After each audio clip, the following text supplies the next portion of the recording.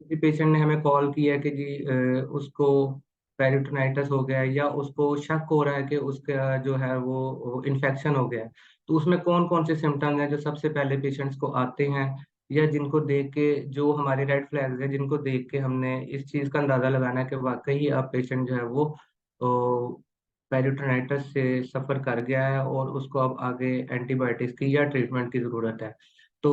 सबसे पहले जो पेरिटोनाइटिस का साइन या सिम्टम है वो सबसे पहले जो है वो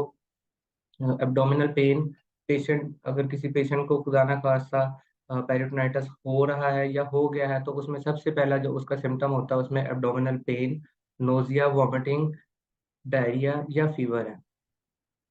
ये वो सिम्टम्स हैं जो कि पेरिटोनाइटिस के पेशेंट फेस करता है, या वो बताता है हमें कि उसके पेट में बहुत ज़्यादा दर्द हो रही है, और उसके बाद as a health care professional हमारा उसके साथ या हमारी उसके साथ क्या कन्वर्सेशन होनी चाहिए वो हम आगे बड़ी डिटेल से डिस्कस करेंगे।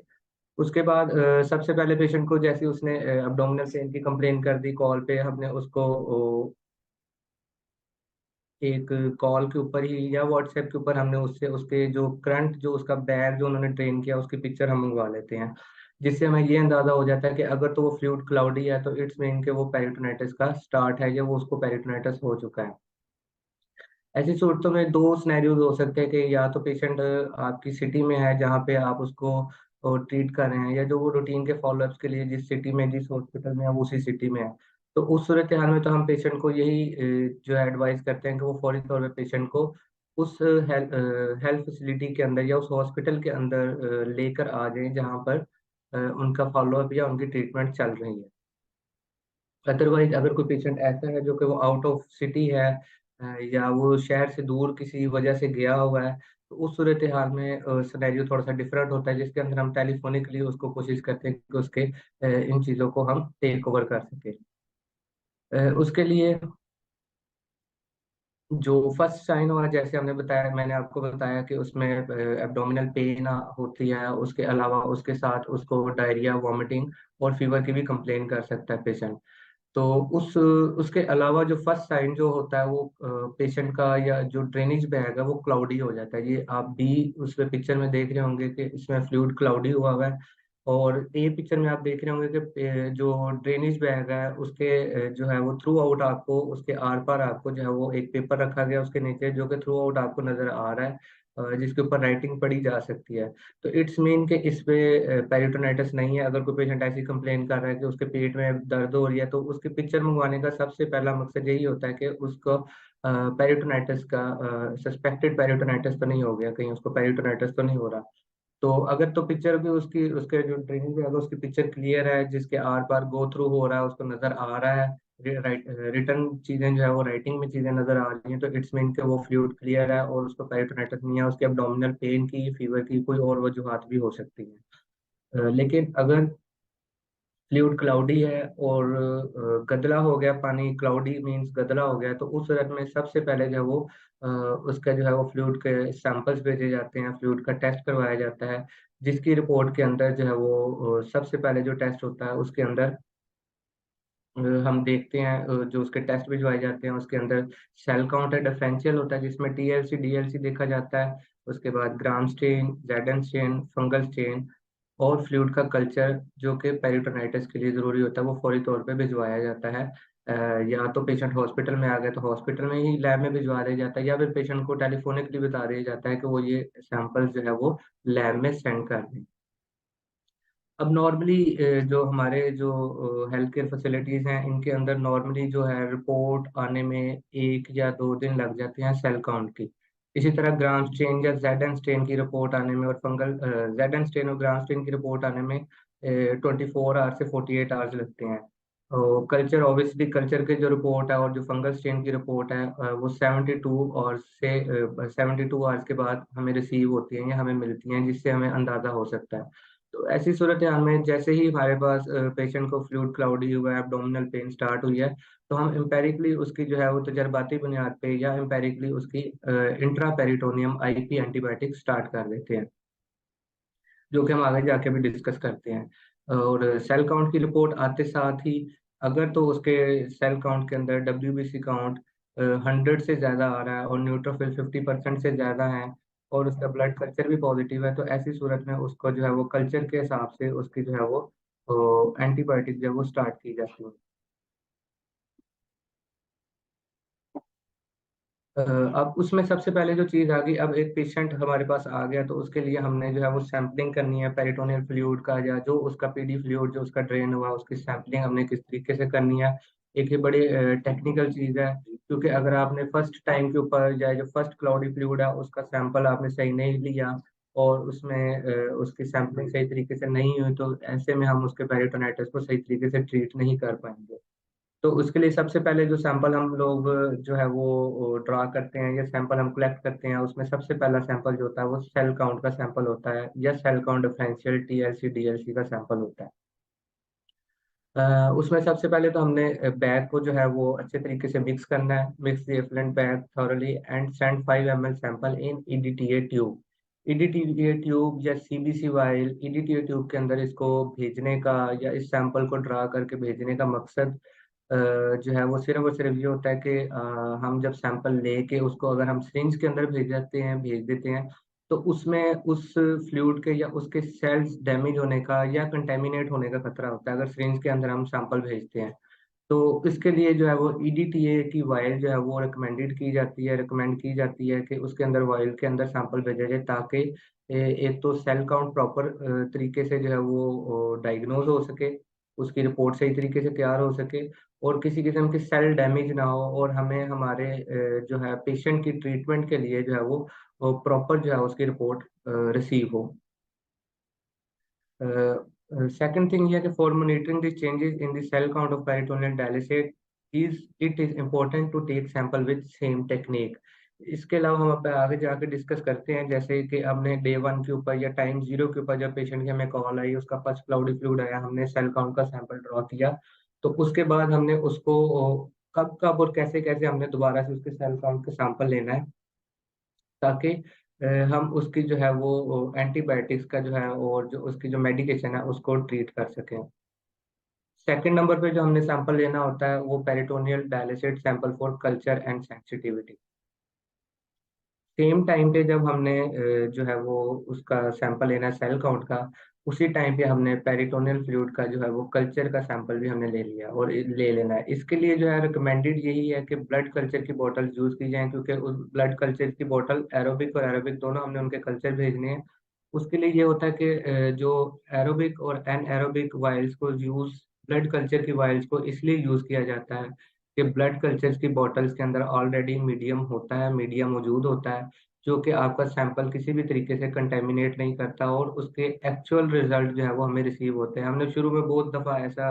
ड्यूरिंग प्रैक्टिस हमारे ऐसा हुआ कि हम फ्लूइड के कल्चर, अभी भी बाद दफ़ा ऐसे हो जाता है कि हम फ्लूइड का कल्चर भेजते हैं और उसके अंदर नो ग्रोथ आ जाती है। उसकी मोस्टली रीज़न यही होती है कि जो है वो सैंपल जो है वो अगर हम पेशेंट को टेलीफोनिकली कह रहे हैं कि आपने सैंपल लेना है, तो उसको इन चीज़ों की समझ नहीं आ रही होती है, और वो समझ नहीं पा रहा होता कि वो ब्लड कल्चर ये फ्लूइड का कल्चर जो भेज रहा होता है वो नॉर्मल सिरिंज में भेज देते हैं, जिसकी वजह से वो बार दफा जो है वो रिपोर्ट जो है वो कल्चर की नो ग्रोथ की आ जाती है। तो इसके लिए ही इसी वजह से ही रिकमेंडेड जो है वो ब्लड कल्चर की बोतल है एरोबिक एनारोबिक दोनों सैंपल भेजे जाते हैं, ताकि उसके जो है वो दोनों तरह के जो ऑर्गेनिजम्स हैं उनको देखा जा सके कि किस किस्म का ऑर्गेनिज्म था वो उसके कैविटी में आया है या इंट्रोड्यूस हुआ है, जिसकी वजह से उसको इन्फेक्शन या पेरिटोनाइटिस हुआ है। At the same time of culture and sensitivity, जब हमने कल्चर एंड सेंसिटिविटी का सैंपल लेना होता है तो उसके साथ ही हम जेडन स्टेन, ग्राम स्टेन और फंगल स्टेन का भी सैंपल साथ ही जो है वो ड्रॉ करके जो है वो भेज देते हैं। उसका तरीकाकार ये होता है कि अब कल्चर का सैंपल लेना है तो उसका तरीकाकार ये है कि फ्लूइड का कल्चर लेने के लिए हमने फ्लूइड को या ड्रेनेज बैग को जो है वो 30 मिनट्स के लिए हमने अलाउ करना है कि हम उसको आईवी स्टैंड के ऊपर हैंग कर दें। और आईवी स्टैंड के ऊपर हैंग करने का मकसद या उसको 30 मिनट्स के लिए स्टे कराने का या स्टैंड के ऊपर उसको अलाउ करने का लटकाने का बैग को मकसद यही होता है कि जितने भी जो ऑर्गेनिजम्स या पार्टिकल्स हैं वो जो है वो बैग के बॉटम में इकट्ठे हो जाएं, और उसके बाद हम वहां से सैंपल लेकर उसको कल्चर के लिए भेज दें, ताकि हमारा ज़्यादा से ज़्यादा एक्यूरेट रिजल्ट आ सके, ताकि पेशेंट को हम टाइमली ट्रीट कर सकें। इसके अलावा बाद दफा ऐसा होता है कि पेरिटोनाइटिस में बाद कुछ एपिसोड्स ऐसी भी पेशेंट्स के साथ हो जाती हैं कि जिसमें जो एग्जिट साइड इन्फेक्शन होता है, वो एग्जिट साइड इन्फेक्शन जो है वो आगे लीड कर जाता है पेरिटोनाइटिस की तरफ, प्रॉपरली ट्रीट ना होने की वजह से। उसको किसी किस्म से निगलेक्ट हो जाए, या वो सैंपल जो है वो उसका जो वो एग्जिट साइड केयर प्रॉपर ना की जाए, जिसकी वजह से वो लीड कर जाता है पेरिटोनाइटिस की तरफ। तो एट द टाइम जब हम पेशेंट पेरिटोनाइटिस की कंप्लेन के साथ हमारे पास आता है, तो हम उसका साथ एग्जिट साइड का भी एग्जामिन करते हैं, एग्जिट साइड को भी, visible exit site in patient with visible exit site secretion to rule out tunnel and catheter related infection. मतलब समझाने का ये है कि जब हमारे पास पेशेंट आ गया तो हमने उसकी एग्जिट साइड को भी एग्जामिन करना है, और अगर उसमें से किसी किस्म की सिक्रीशन निकलती हुई हमें फील हो रही है या नजर आ रही है, तो उस सूरत में हमने एग्जिट साइड से भी कल्चर स्वैब लेकर लैब में भेजना होता है, ताकि उन दोनों को, फ्लूइड के कल्चर को और एग्जिट साइड से आने वाली सिक्रीशन के कल्चर को, हम जो है वो इन केस ऑफ अगर एग्जिट साइड इन्फेक्शन हुआ हुआ पेशेंट को, तो हम जो है वो कंपेयर कर सकें ऑर्गेनिज्म के लिए।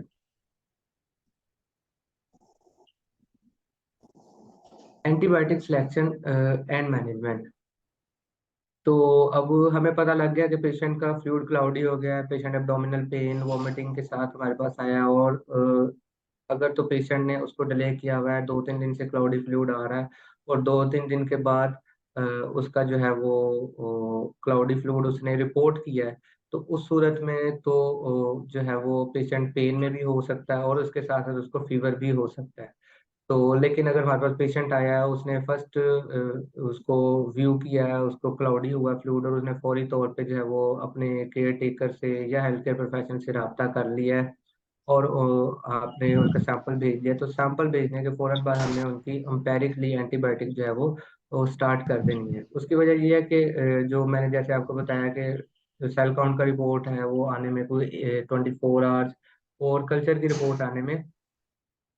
तकरीबन 72 आवर्स लगते हैं। तो इस सूरत हाल में हमने पेशेंट को जो है वो उसके पेरिटोनाइटिस को ट्रीट करना स्टार्ट कर देना है एज अ ग्राम पॉजिटिव और ग्राम नेगेटिव और ऑर्गेनिजम्स। हमने दोनों के हिसाब से, ग्राम पॉजिटिव और ग्राम नेगेटिव के हिसाब से, हमने उसकी इंट्रा पेरिटोनियम एंटीबायोटिक को स्टार्ट कर देना है। इसमें एक बड़ी अहम बात है कि once the fungal infection is diagnosed, अगर कल्चर के ऊपर या फंगल स्टेन के अंदर जो है वो फंगल इन्फेक्शन डायग्नोज हो जाता है, तो अनफॉर्चुनेटली उसका जो गाइडलाइंस हैं या आईएसपीडी के मुताबिक उसकी जो स्टडीज हैं वो यही कहती हैं कि as soon as possible catheter को रिमूव करना चाहिए। तो कहने का मतलब ये है कि इसमें सिर्फ और सिर्फ जो मेन चीज यही है कि अगर खुदा ना खास्ता कोई ऐसा पेशेंट हमारा है जिसका फंगल इन्फेक्शन जो है वो डायग्नोज हो जाता है, तो उस सूरत में सिर्फ और सिर्फ उस सूरत में कैथेटर को रिमूव करना एज सुन एज पॉसिबल, जितनी जल्दी हो सके उसको रिमूव कर दिया जाता है। बहुत स्टडीज ये भी बताती हैं कि विद इन 2 आवर्स उसको रिमूव कर देना चाहिए, लेकिन एज सुन एज पॉसिबल के जितनी जल्दी हो सके उस कैथेटर को, जो फंगल इन्फेक्शन डायग्नोज हो उसमें, उसको रिमूव कर देना चाहिए। जिस तरह किसी भी इन्फेक्शन की सूरत में, जिस तरह पेरिटोनाइटिस हुआ, उसमें मेम्ब्रेन के पोर्स का साइज बड़ा हो जाता है ड्यू टू इन्फेक्शन। तो उस सूरत में मोस्टली पेशेंट, अक्सर पेशेंट इस चीज़ को भी फेस कर रहे होते हैं कि उनकी जो अल्ट्राफिल्ट्रेशन है वो अल्ट्राफिल्ट्रेशन फेलियर स्टार्ट हो जाता है। मीन्स कि उनकी जो अल्ट्राफिल्ट्रेशन या एक्स्ट्रा फ्लूइड जो पीडी के थ्रू उनका या एक्सचेंजेस के थ्रू उनका रिमूव हो रहा होता है, वो कम हो जाता है, या उसकी उनकी जो है वो अल्ट्राफिल्ट्रेशन कम हो जाती है। तो उस सूरत में जो है वो या तो बैग नंबर ऑफ बैग्स बढ़ाए जा सकते हैं, या फिर उसके अलावा जो बैग्स की कंसंट्रेशन है, अगर पेशेंट 1.5 कंसंट्रेशन के बैग यूज कर रहा है, तो कुछ दिनों के लिए, जब तक उसका जो है वो पेरिटोनाइटिस ठीक नहीं हो जाता, तो कुछ दिनों के लिए जो है वो कंसंट्रेशन को बढ़ा के 1.5 से 2.3 या 4.25 एज नीडेड उसकी जो है वो कंसंट्रेशन को बढ़ाया जा सकता है। थर्ड चीज ये है कि उनके उसके पेशेंट के डेवेल टाइम को हम शॉर्ट करके, डेवेल टाइम शॉर्ट करने से जो है वो अल्ट्राफिल्ट्रेशन फेलियर से बचा जा सकता है। अब हम आ जाते हैं इंट्रा पेरिटोनियम एंटीबायोटिक्स के। एंटीबायोटिक्स इंट्रा पेरिटोनियम कौन कौन सी दी जाती हैं? Once the patient is diagnosed to have peritonitis, following medication should be start empirically। तो ये कुछ दवाइयाँ या ये एंटीबायोटिक्स हैं जो कि फौरी तौर पे स्टार्ट की जाती हैं। पेरिटोनाइटिस होने के बाद, डायग्नोज होने के बाद, तो उसमें सबसे पहले तो जो ग्राम पॉजिटिव और ग्राम नेगेटिव, जैसे कि पहले बताया कि हम दोनों को ग्राम पॉजिटिव और ग्राम नेगेटिव दोनों को ट्रीट करते हैं, क्योंकि अभी तक हमारे पास कल्चर की या फ्लूइड कल्चर की रिपोर्ट नहीं आई। तो 72 आवर्स हमने जो है वो जैसे ही हमने सैंपल भेजा फर्स्ट टाइम जीरो के ऊपर, जैसे ही हमने पेशेंट का फ्लूइड का सैंपल भेजा, तो हमने एम्पेरिकली जो है उसकी एंटीबायोटिक्स इंट्रापेरिटोनियम स्टार्ट कर देनी है। तो उसके लिए, क्योंकि अभी हमें नहीं पता कि कौन सा ग्राम पॉजिटिव है या ग्राम नेगेटिव बैक्टीरिया उसके अंदर, तो उसके लिए हमने फौरी तौर पे जो है वो ऐसी एंटीबायोटिक्स चूज करनी है या ऐसी एंटीबायोटिक इंट्रापेरिटोनियम देनी है जिसके अंदर ग्राम पॉजिटिव और ग्राम नेगेटिव दोनों कवर हो रहे हैं। तो नॉर्मली उसके अंदर जो है वो सेफ्टेजिडेम, या उसको हम जिसका जो हमारे जो मार्केट में जिस नाम से आता है वो फोटम के नाम से वो इंजेक्शन आता है, फार्मेसी से मिलता है, वो सेफ्टेजिडेम 1 ग्राम इंट्रापेरिटोनियम स्टार्ट किया जाता है, जो कि ग्राम नेगेटिव और ग्राम पॉजिटिव दोनों को कवर करता है। इसके साथ साथ इंजेक्शन वैंकोमाइसिन जो कि ग्राम पॉजिटिव के कवर के लिए है, और तीसरे नंबर पे जेंटासिन फॉर ग्राम नेगेटिव, और सम जो है वो ऑर्गेनिज्म जो ग्राम पॉजिटिव होते हैं उनको भी वो कवर कर रहा होता है इंजेक्शन जेंटामाइसिन। तो इनकी डोजेज कुछ इस तरह से बनती है कि हमने डेली बेसिस के ऊपर डे 1 के ऊपर सबसे पहले तो हमने वैंकोमाइसिन, सेफ्टेजिडिम फोर्टम और जेंटामाइसिन 40 मिलीग्राम ओवरनाइट वाले बैग में डालना होता है। उसके लिए कम से कम जो डवेल टाइम है, जो मिनिमम डवेल टाइम होना चाहिए वो 6 आवर्स का होना चाहिए, क्योंकि इससे कम डवेल टाइम में जो है वो एंटीबायोटिक को अपना काम बेहतर तरीके से नहीं कर सकेंगे। उसके अलावा जो है वो हेपरिन का इंजेक्शन, क्योंकि जब पेरिटोनाइटिस होता है तो उस सूरत में बहुत ज़्यादा फाइब्रिन या कह लें कि क्लाउडी फ्लूइड होने की वजह से कैथेटर ब्लॉकेज होने का खतरा होता है कि कैथेटर ब्लॉक हो सकता है, फाइब्रिन या प्रोटीन लॉस या फाइब्रिन बहुत ज़्यादा आने की वजह से, क्योंकि पोर साइज बड़ा हो चुका होता है मेम्ब्रेन का, तो इस वजह से फाइब्रिन जो है वो ज्यादा आने लग जाती है ड्रेनेज बैग में। तो उसके लिए हेपरिन का इंजेक्शन हर बैग के अंदर डाला जाता है, ताकि किस उसकी वजह से जो है वो फाइब्रिन की वजह से कैथेटर जो है वो ब्लॉक ना हो। तो जेंटासिन और फोर्टम का इंजेक्शन ये डेली बेसिस के ऊपर नॉर्मली एडवाइज यही किया जाता है कि ओवरनाइट बैग में डाला जाए। और इसी तरह जो है वो वैंकोमाइसिन का डे 1 पे इंजेक्शन लगता है, और फिर उसके बाद एवरी 5th डे जो है वो इन्हीं इंजेक्शन के साथ ओवरनाइट वाले बैग में वैंकोमाइसिन का भी इंजेक्शन लगाया जाता है फॉर 2 वीक्स।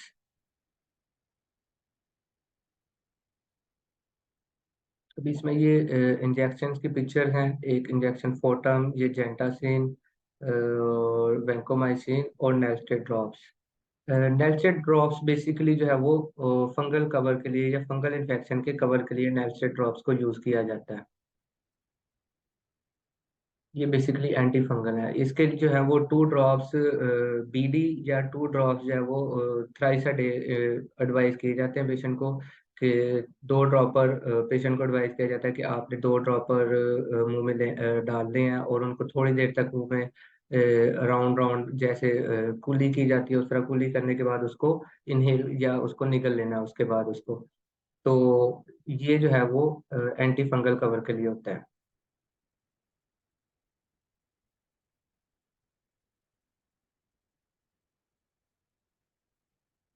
इसके बाद जब हमने एम्पेरिकली उसकी एंटीबायोटिक पेशेंट की स्टार्ट कर दी, तो उसके बाद हेल्थ केयर प्रोफेशनल, अब जाहिर सी बात है पेशेंट हमारे पास हॉस्पिटल में आया हुआ है, तो उसके बाद हमने जो है वो पेशेंट की मॉनिटरिंग करनी है। मॉनिटरिंग से मुराद ये है कि अब पेरिटोनाइटिस हो गया और हमने फिर उसको मॉनिटर करना होता है, एवेलुएट करना होता है पेशेंट को, और पेशेंट से हमने क्वेश्चनिंग करनी होती है इस हवाले से कि उसकी कुछ एक्सचेंज के दौरान उससे कुछ ऐसी गलती हुई हो, या एक्सचेंज के दौरान वो कोई ऐसा पॉइंट या ऐसा स्टेप है जो पेशेंट भूल गया है, जिसकी वजह से वो अपनी कोई एक्सचेंज का कुछ स्टेप मिस कर गया है, जिसकी वजह से उसको पेरिटोनाइटिस हुआ है या इन्फेक्शन हुआ है। तो उसके लिए जो हमने पेशेंट को रिव्यू करना होता है at 24 hour, the responsible HCP health care professional should review the patient, he she should evaluate the procedure of peritoneal dialysis and reschedule the training process if needed। तो वही कहने का मकसद कि हमने पेशेंट का अटेंडेंट, पेशेंट या patient का जो केयर गिवर है जिस जो कि उनकी एक्सचेंजेस कर रहा है, उनके साथ एक हमने सेशन जो है वो स्केड्यूल करना है, कि वो एक्सचेंजेस अपने सामने उनसे परफॉर्म करा के देखने हैं, या उनकी एक तरह से कह लें कि हमने रीट्रेनिंग करनी है, जिससे हमें ये अंदाजा हो कि वो कौन सा ऐसा स्टेप है या कौन सा ऐसी चीज है। बार दफा जो है वो हमारे इधर जो है वो हमने बहुत दफा ऐसा मसला फेस किया है कि पेशेंट जो है वो कुछ अरसा गुजरने के बाद, कुछ शुरू शुरू में तो वो अपनी ट्रेनिंग को बड़े, ट्रेनिंग जैसे बताया जाता है एक्सचेंजेस के बारे में, बड़े ध्यान से और उस तरीके से करते हैं, लेकिन जैसे ही साल 2 साल गुजरते हैं तो वो उसके अंदर कुछ अपनी इम्प्रोवाइजेशन करना शुरू कर देते हैं। इम्प्रोवाइजेशन के साथ साथ वो कुछ ऐसे स्टेप्स हैं जो वो शॉर्टकट करना शुरू कर देते हैं, कुछ स्टेप बीच में से मिस करना शुरू कर देते हैं, जिसकी वजह से इन्फेक्शन होता है। और बार बार इन्फेक्शन होने की वजह से जो है वो आपको पता है, या बार बार अगर किसी पेशेंट को पेरिटोनाइटिस हो रहा है तो उसकी मेम्ब्रेन की क्वालिटी के ऊपर फर्क पड़ता जाता है, और जिसकी वजह से उसकी अल्ट्राफिल्ट्रेशन फेलियर, और उसके साथ साथ उसकी जो है वो एडिक्वेसी में, जो पीडी की एडिक्वेसी है उसमें फर्क पड़ना शुरू हो जाता है अगर रिकरेंट इन्फेक्शन हो रहे हैं पेशेंट को बार बार। और उसके साथ साथ सेकंड स्टेप पे हमने ये एवेलुएट करना पेशेंट का कि जो उसके जो पेरिटोनाइटिस के डे 0 के ऊपर जो उसके सिम्टम्स थे, या जो उसको कंप्लेन थी या सिम्टम्स थे, जैसे उसको बताया कि बुखार हो सकता है, एब्डोमिनल पेन होती है, नोजिया वॉमिटिंग हुई है, वो इम्प्रूव हो रहे हैं या कि वो मजीद जो है वो बढ़ रहे हैं एट 72 आवर्स। 72 आवर्स यानी कि थर्ड डे के ऊपर हमने जो है वो पेशेंट का जो है वो सेल काउंट का टेस्ट जो है वो सेल काउंट और डिफरेंशियल दोबारा से रिपीट कराना होता है, जिसके अंदर हमने ये देखना होता है कि आया कि डब्ल्यूबीसी काउंट जो कि डे 1 के ऊपर अगर जो है फर्ज करेंगे, अगर डे 1 के ऊपर जैसे फर्स्ट डे के ऊपर क्लाउडी फ्लूइड आया और हमने पेशेंट का सैंपल भेजा, और अगर उसके सेल काउंट या डब्ल्यूबीसी काउंट 1,000 के ऊपर था, तो हमने थर्ड डे के ऊपर दोबारा सेल काउंट भेजना और उसकी हमने रिपोर्ट चेक करनी है कि आया कि वो जो है उसके डब्ल्यूबीसी काउंट पहले से बढ़ रहे हैं या पहले से कम हो रहे हैं। इसके अलावा उसके अकॉर्डिंगली 72 आवर्स के ऊपर, जब आप 72 आवर्स के ऊपर आप पेशेंट को बुला के उसको जो एवेलुएट करेंगे, तो उसमें जाहिर बात है थर्ड डे के ऊपर उसके फ्लूइड के कल्चर की रिपोर्ट भी आ चुकी होगी। तो जिसके अकॉर्डिंगली अब हमने उसकी जो एम्पेरिकली एंटीबायोटिक हमने स्टार्ट की थी उनको कंटिन्यू करना, हमें ये अंदाजा होगा, हमें इस चीज़ का पता लगेगा अकॉर्डिंग टू कल्चर रिपोर्ट कि हमने उन एंटीबायोटिक्स को कंटिन्यू करना है, या कि उनकी जगह पे हमने कोई और एंटीबायोटिक स्टार्ट करके, किसी एंटीबायोटिक को ख़त्म करके उसकी जगह पे कोई और एंटीबायोटिक स्टार्ट करनी है, या फिर उसको आईवी मेडिकेशन की तरफ, इंट्रावेनस मेडिकेशन या इंजेक्शन एंटीबायोटिक्स की तरफ लेकर जाना है। At 96 hours, reassess for symptoms of peritonitis and also repeat the dialysate fluid analysis. 96 hours के ऊपर हम दोबारा से जो है वो पेशेंट को बुला के उसको रीअसेस करते हैं, या हमें करना चाहिए, और उसके साथ साथ हमने डायलिसेट जो फ्लूइड है उसका सैंपल दोबारा से भेजना है for sale count and differential. In patient with no improvement in symptoms at fifth day should have abdominal ultrasound, especially to look for hepatobiliary system, pancreas and spleen, and to rule out जो अगर किसी अब 96 hours के ऊपर अगर 5 दिन गुजर गए हैं और पेशेंट में किसी किस्म की कोई इम्प्रूवमेंट नहीं हो रही, उसका फ्लूइड की जो क्लाउडीनेस है वो खत्म नहीं हो रही, उसकी एब्डोमिनल पेन्स है वो खत्म नहीं हो रही, उसका फीवर सेटल डाउन नहीं हो रहा, तो उस सूरत में डे 5 के ऊपर हमने जो है उस पेशेंट को फिर एडवाइस किया जाता है कि उसका एक अब्डोमिनल अल्ट्रासाउंड करवा लिया जाए, जो कि उसके जो है वो, और अगर कोई अंदर कोई स्प्लीन की या पेनक्रियाज का कोई इन्फेक्शन चल रहा हो उसको रूल आउट करने के लिए, या किसी किस्म की आंतों के अंदर तो उसकी कोई रुकावट नहीं आ गई, उसको चेक करने के लिए एक उसका एब्डोमिनल अल्ट्रासाउंड करवाया जाता है। पेशेंट में नीड सीटी एब्डोमिनल प्लेन और with contrast.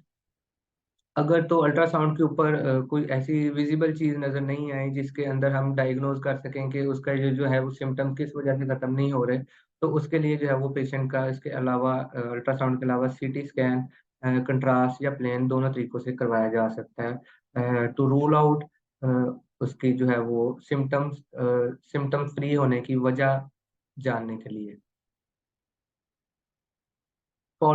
Follow-up patients should be planned on 7th, 14th, and 21st day. Peritonitis related symptoms should be reviewed and dialysate fluid analysis should be done. अब इसके साथ साथ जैसे हमने देखा ये लास्ट स्लाइड के अंदर कि हमने 96 के आवर्स के ऊपर जो है वो हमने पेशेंट को रीएवेल्युएट कर लिया, रीअसेस कर लिया उसके सारे सिम्टम्स के लिए। तो उसके बाद हमने कब कब उसको जो है वो रीएवेल्युएट, 96 आवर्स से मुराद डे 5 है। 7th डे के ऊपर हमने दोबारा से उसका फ्लूइड एनालिसिस या सेल काउंट का सैंपल भेजना है। इसी तरह 14 डेज पे और 21st डेज के ऊपर जो है वो हमने उसका फ्लूइड एनालिसिस का सैंपल भेजना है, to rule out or to see the WBC count trend के, डब्ल्यूबीसी काउंट का क्या ट्रेंड जा रहा है, वो नीचे की तरफ है या अब नॉर्मल है या अब नॉर्मल हो चुके हैं। After 1 week of discontinuation of therapy, the patient is asked about the peritonitis-related symptom and dialysate analysis, or culture should be done. एक हफ्ता जब एंटीबायोटिक्स खत्म होने के बाद, यानी कि जैसे मैंने शुरू में बताया कि हमने एंटीबायोटिक्स जो कंटिन्यू करनी होती हैं 14 डेज 2 वीक्स के लिए, या फिर अगर सिम्टम्स फ्री या उसकी रिपोर्ट्स बेटर नहीं हो रही, डब्ल्यूबीसी काउंट के लेवल बेटर नहीं हो रहे फ्लूइड के अंदर, डायलिसिट के अंदर, तो उस सूरत में जो है वो हमने एंटीबायोटिक खत्म होने के 1 हफ्ते के बाद हमने दोबारा से पेशेंट को जो है वो अपने पास बुलाना है और उसके जो है वो डायलिसिट का सैंपल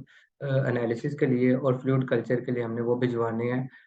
ताकि हम उसकी फिर आगे जो एंटीबायोटिक्स है उसको डिसकंटिन्यू कर सकें ट्रीटमेंट कंप्लीट होने के बाद।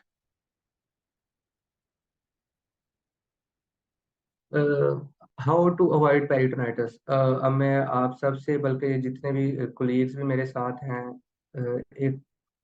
जनरल क्वेश्चन है कि हम पेरिटोनाइटिस को, क्योंकि बेसिकली मकसद किसी को पढ़ाना या किसी को सिखाना नहीं है, जनरल डिस्कशन है इन वेबिनार्स का मकसद, ताकि हम एक दूसरे के नॉलेज से सीखें। तो any idea how to avoid peritonitis, peritonitis से कैसे बचा जा सकता है? किसी के जहन में कोई आइडिया हो?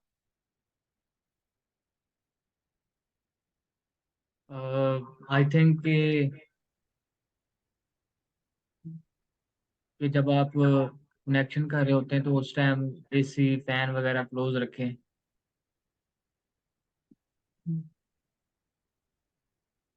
और तो उसके बाद आप पेरिटोनाइटिस हर से बार जो है ना, जो है वो, जब जैसे कि शुरू कनेक्शन में करें हमने तो अपने हैंड डिस्कशन में सैनिटाइज किया, करें डिस्कस ताकि किया कि कंटेमिनेशन के चांसेस पेरिटोनाइटिस, कम हो। हर पेरिटोनाइटिस का मकसद या हर पेरिटोनाइटिस का मतलब ये नहीं है कि वो उसमें हम कैथेटर लॉस कर देंगे या कैथेटर जो हमें निकालना जरूरी है। तो इसी तरह पेरिटोनाइटिस अगर खुदा ना खास्ता किसी पेशेंट को हो जाता है तो उसका मतलब ये नहीं है कि वो पेशेंट या वो केयर टेकर या वो डिप्रेशन में चला जाए कि ये बार बार ऐसा क्यों हो रहा है, इस पेशेंट को पेरिटोनाइटिस क्यों हो गया। तो उस सूरत में हमने पेशेंट को जो है वो पेरिटोनाइटिस से बचाने के लिए पेशेंट्स की जो है वो रिकरेंट ट्रेनिंग सेशंस या टेलीफोनिकली फॉलोअप्स जो है वो बहुत ज्यादा जरूरी है। नंबर वन चीज ये है कि रिकरेंट ट्रेनिंग सेशंस। बाद दफा ऐसा होता है कि कुछ साल 6 महीने गुजरने के बाद पेशेंट, मैंने जैसे आपको बताया डिस्कस किया कि पेशेंट जो है वो जो एक्सचेंज प्रोसीजर है उसके अंदर अपनी इम्प्रोवाइजेशन करना शुरू हो जाते हैं या उसके अंदर अपने शॉर्टकट्स करना शुरू हो जाते हैं। तो अगर हम पेशेंट्स के रिकरेंट ट्रेनिंग सेशंस जो है वो अरेंज करें उनके घर पर या उनके फॉलोअप के ऊपर, जब वो पेशेंट फॉलोअप के लिए डॉक्टर के पास, अपने नेफ्रोलॉजिस्ट के पास आता है, उनके साथ टाई अप करके, तो उस चीज से या पेरिटोनाइटिस से इन सूरत हाल में इस तरीकेकार से बचा जा सकता है। Number 2, assure hand sanitation and precautionary measure as described on initial training session। जैसे कि वही बात फिर दोबारा से कि जैसे पेशेंट अपने शॉर्टकट करना शुरू हो जाता है, 11 स्टेप्स भूल जाता है या करना छोड़ देता है, शॉर्टकट करना शुरू, सिर्फ हाथों के ऊपर सैनिटाइजर को फेंका, जल्दी से हाथों को घुमाया और उसके बाद जब एक्सचेंज प्रोसीजर स्टार्ट कर दिया। या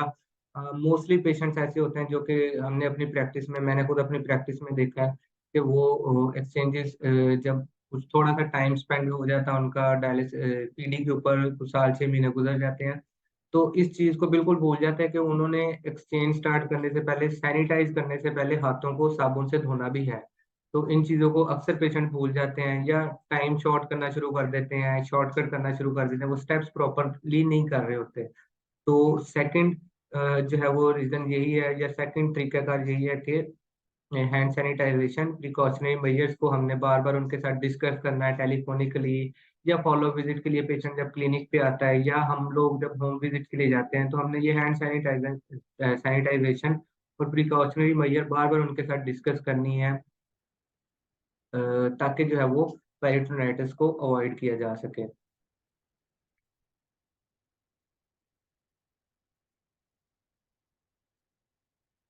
नंबर 3 पे assure bag exchange steps without any improvisation by patient caregiver. यही बात, वही बात जो भी हमने डिस्कस की कि उसके अंदर इस चीज को देखें हम। नॉर्मली हमारे जो क्लिनिक्स है, जब तो हमारे पास पेशेंट आता है, तो नॉर्मली हमारे पास क्लिनिक के अंदर या हमारे जो प्रोसीजर रूम, पीडी रूम के अंदर बैग्स अवेलेबल होते हैं। और हम पेशेंट को बाद दफ़ा अपने साथ उस प्रोसीजर रूम में फॉलोअप के बाद, क्लिनिकल फॉलोअप के बाद हम पेशेंट को प्रोसीजर रूम में ले जाते हैं और उनसे रिक्वेस्ट करते हैं कि आप एक एक्सचेंज हमारे सामने करके दिखाएं, ताकि हमें इस चीज़ का अंदाज़ा हो जाए कि उस उन स्टेप्स के अंदर पेशेंट ने कोई अपनी उसके केयर गिवर ने या पेशेंट ने एक्सचेंज के प्रोसीजर के अंदर किसी किस्म की कोई इम्प्रोवाइजेशन तो नहीं की हुई, कोई अपनी कुछ वो तो नहीं की हुई, जिससे दो दोनों स्टेप जो है वो फुलफिल होते हैं कि रिकरेंट ट्रेनिंग सेशन भी एक हो जाता है, पेशेंट का ट्रेनिंग सेशन भी हो गया, और उसको हम अपने सामने एक एक्सचेंज का प्रोसीजर करवा के देख लेते हैं, जिससे हमें अंदाजा हो जाता है कि उसने किसी किस्म की कोई इम्प्रोवाइजेशन वगैरह नहीं की हुई।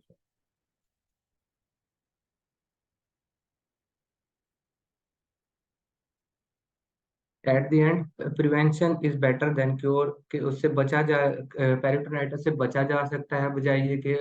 जैसे कि जो पेशेंट अक्सर जो पेरिटोनाइटिस की एपिसोड से गुजर चुके होते हैं, उनको इस चीज़ का अंदाजा होता है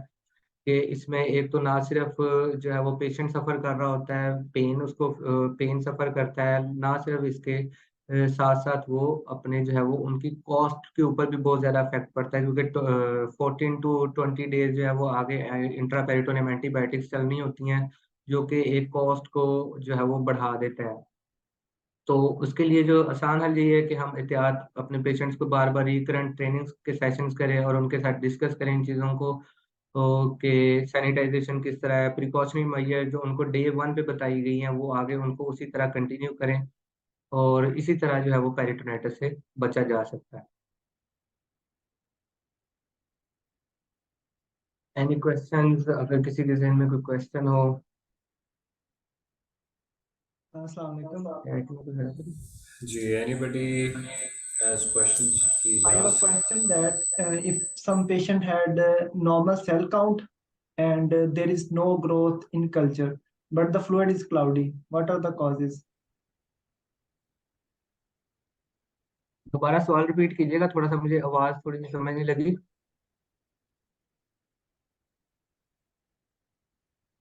Cell count is कोई normal and fluid, no growth on culture, but the fluid is cloudy. And what can be the causes and how to deal with that? इसकी नॉर्मली जो मेरा एक्सपीरियंस है इसमें, आज तक मेरा ख्याल है मैंने इस तरह का कोई अस्सलाम पेशेंट। वालेकुम जी, आवाज आ रही है? जी जी।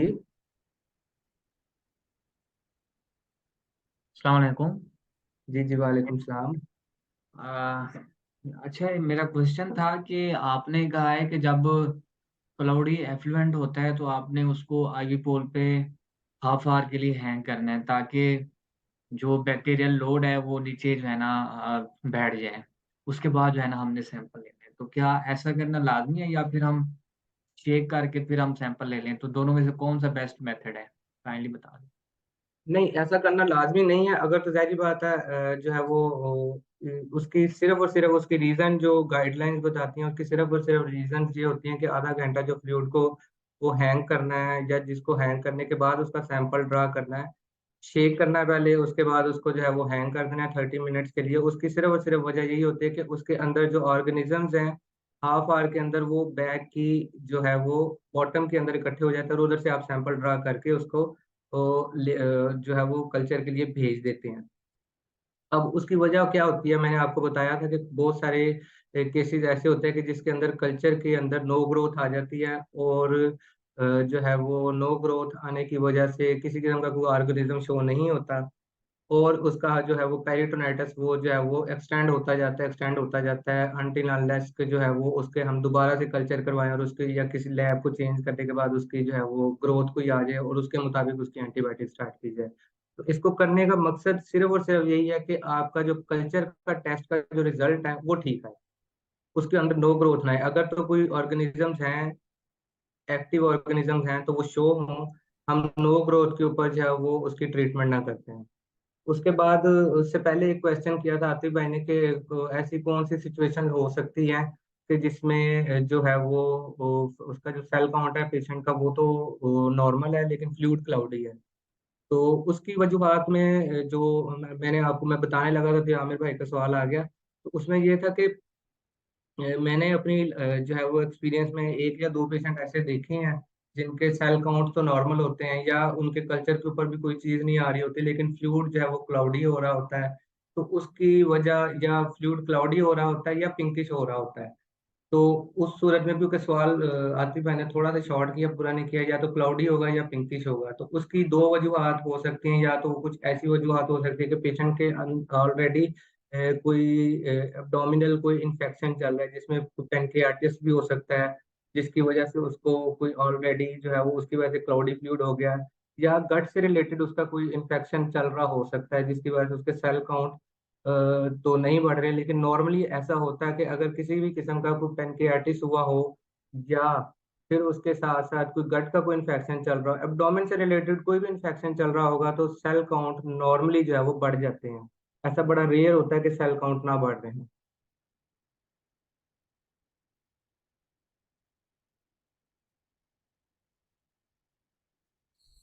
जी, any other question?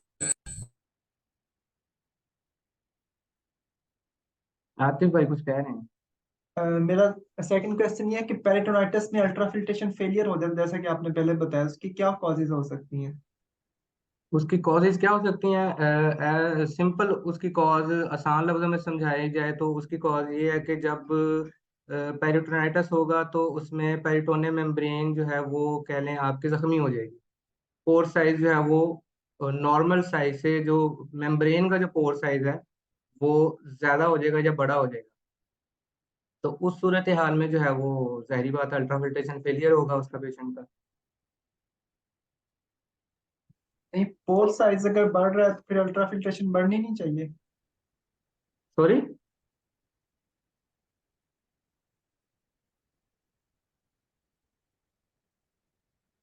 ये चैट में भी क्वेश्चन आया मेरे ख्याल कि नहीं, ये आपने किया हुआ। हम्म। अंजुम भाई, मेरा एक क्वेश्चन है कि जैसे आपने बोला है कि जब पेरिटोनाइटिस होता है तो आईपी मेडिकेशन जो हमने देनी है ना, वो उसका डिवेल एटलीस्ट होना चाहिए 6 आवर्स का। लेकिन हम्म। हम अपने पेशेंट में ना, अगर कुछ लोग हैं जो हाई ट्रांसपोर्टर्स हैं, जब हम उन्हें 6 आवर का डिवेल देते हैं ना तो सारा फ्लूइड ही एब्जॉर्ब हो जाता है। तो इसमें कोई प्रॉब्लम तो नहीं है अगर ऐसा हो तो? देखिए, बेसिकली इंट्रापेरिटोनियम एंटीबायोटिक देने का मकसद यही होता है कि एंटीबायोटिक की अब्जॉर्प्शन हो और उसका जो है वो पेरिटोनाइटिस ट्रीट हो। तो मैं ऐसा कुछ पेशेंट देख नहीं पाया अभी तक कि जिसकी जो है वो इस तरह का कोई इश्यू हुआ हो और उसकी जो है वो कोई इश्यू मतलब एंटीबायोटिक या फ्लूइड एब्जॉर्ब होने की वजह से उसको कोई इश्यू उसके हम फिर जो है वो शॉर्ट डवेलिंग, जाहिर बात है अगर वो हाई ट्रांसपोर्टर है और उसके हम जो है वो शॉर्ट डवेलिंग के साथ हम फिर उसकी एक्सचेंजेस तो हमने करनी है और एंटीबायोटिक भी फिर शॉर्ट डवेलिंग के लिए ही डाली जाएंगी। लेकिन जो है वो अकॉर्डिंग टू पेशेंट कंडीशन वो हम उसको जाहिर बात है 4 घंटे भी जाहिर अब करेंगे ही, उसको एंटीबायोटिक तो देनी है, फिर उसको 4 आवरली देंगे। लेकिन अगर वो उसका जो है वो पेशेंट ऐसा है जो कोई हाई ट्रांसपोर्टर है तो इसके लिए मेरा ख्याल है उसको फिर आईवी एंटीबायोटिक के ऊपर भी शिफ्ट किया जा सकता है। माइक माइक ऑन कीजिएगा मैम, माइक ऑन कीजिएगा। जी जी, मैं कह रही थी कि अगर कुछ अरसे के लिए हमें पीडी कैथेटर को स्विच ऑफ करना पड़ता है, जी जी। तो कुछ नॉर्मल पे हो जाता है या वैसे हाँ किसी वजह से उन्हें करना पड़ता है, तो जी जी। उसकी कैथीटर की पेटेंसी रेट, सर्वाइवल रेट को बरकरार रखने के लिए हमें क्या करना चाहिए? क्या हम हेपरिन उसमें दे सकते हैं, या जैसे हम परमा कैथीटर में टोरोलॉक सिट्राफ्लो देते हैं, क्या ऐसा कुछ मुमकिन है? नहीं, अगर तो आपने किसी वजह से पेशेंट का जो है वो पीडी रोकना है या बार दफा ऐसा होता है कि पेशेंट स्टेबल हो जाता है या उसकी लैब्स बेहतर हो जाती हैं और उसकी पीडी को रोकना पड़ सकता है आपको, या उसकी मतलब पीडी की जरूरत ही नहीं है उसको, तो पीडी जाहिर बात है रोकनी है। तो उस सूरत हाल में हम अक्सर हमारे पास ऐसे पेशेंट्स होते हैं, तो उनको हम ये तो एक तो ये एडवाइस करते हैं कि एटलीस्ट 24 to 48 आवर्स के बाद कैथेटर को फ्लश कर दिया जाए। कैथेटर को फ्लश करने का मकसद ये है कि एक बैग की एक्सचेंज, इन आउट की एक्सचेंज कर दी जाए विद हेपरिन। ओके बैग के अंदर हेपरिन डाल के उसके तो 48 आवर्स या 72 आवर्स के बाद, मतलब 2 से 3 दिन के बाद जब वो एक्सचेंज कर दी जाए, फ्लूइड एक्सचेंज इन आउट कर दिया जाए, ताकि वो कैथेटर फ्लो में रहे। क्योंकि उसकी वजह पता क्या होती है कि अगर सिर्फ कैथेटर ब्लॉक नहीं होता, अगर हम उसको होल्ड करते हैं पीडी को, या किसी वजह से पेशेंट स्विच होता है हीमोडायलिसिस पे, तो सबसे बड़ी जो रीजन होती है, जो सबसे बड़ा जो उसका जो दुश्मन होता है, वो मोमेंटम होती है।